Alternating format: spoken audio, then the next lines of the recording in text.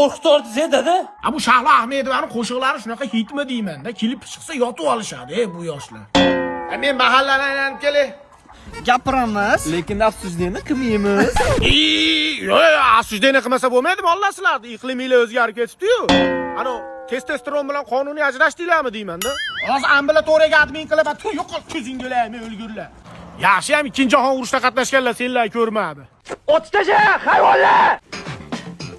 Otalari Amir Tarag'ay, onalari Takina Xotun. Voy, malades, kitob o'qiydigan yoshlar ham bor ekan-a. Bilasizmi, rais buva?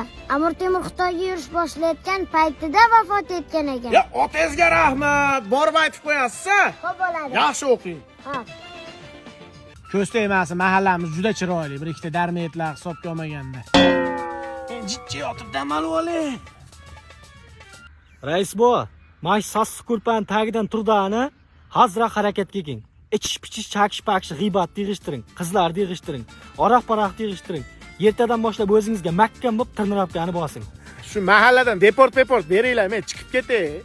Yashamaylik ekanda.